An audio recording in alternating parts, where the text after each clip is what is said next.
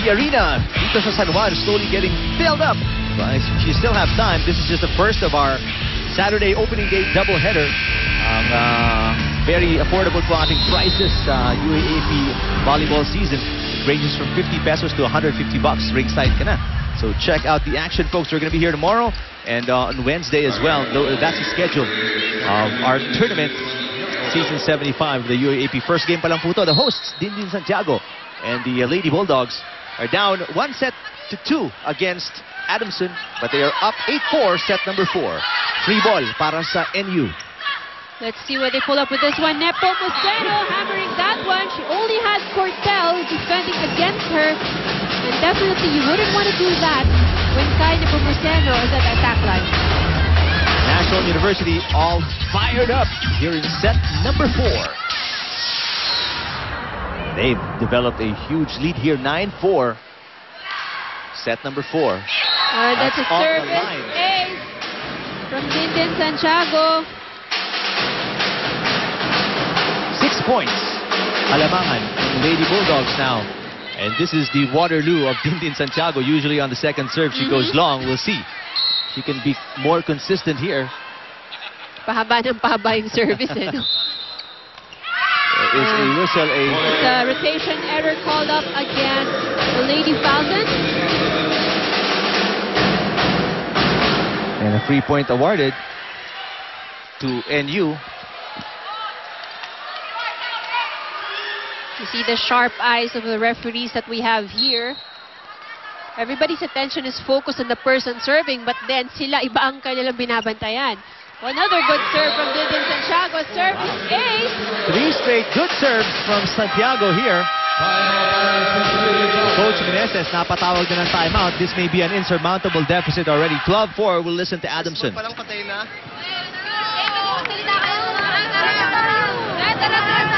Hoy! Tumayo ka dyan. Ayaw mo na ba? O, bakit nakatungo ka na? Bawi lang. Malayo pa yan. Malayo pa yan, 12 pa lang. Patay muna natin. Ha?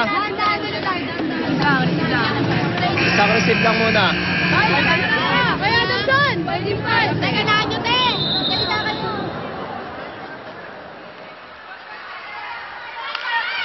So 12-4.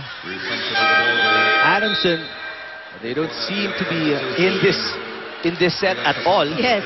You know, the fire that we've seen in the third set has actually gone here in this set. It doesn't seem like they even want to play set number 4. That's right. So the challenge given by Coach Sherwin to the Lady Falcons. And Dindin Santiago at another service ace. If she doesn't stop serving like that, this fourth set's going to be over pretty soon. That's right. A very comfortable lead, 13-4. Dindin Santiago again. She's been at the service line forever. There it is. And I think Took a little while. Pero you know that serve's going to die one day soon. Like we said, you can't be there forever. It's just a very aggressive serve. Now, you know, obviously the rate of committing an error is very high because it's such an aggressive serve. Villanueva this time for the Lady Falcons. Oh, that was touched. That was touched, but was that out? Was that supposed to? Yeah, it's supposed to go outside, and they were trying to avoid it at the same time, but napaangat yung braso ni Dindin. So lucky break for Villanueva. There you go, they had a miscommunication there. Kailangan.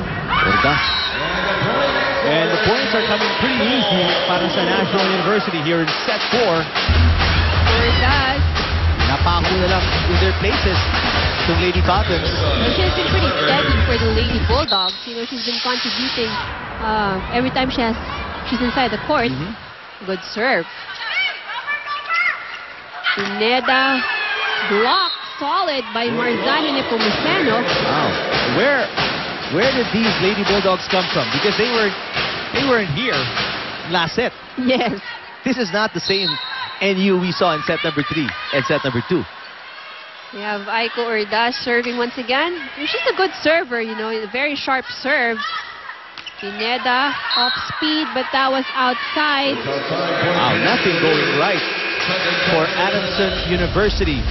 10-point NU lead, 16-6 Kit Kat break. Get ready for what's next. Have a break, have a Kit Kat. Sa nakarang WWE Survivor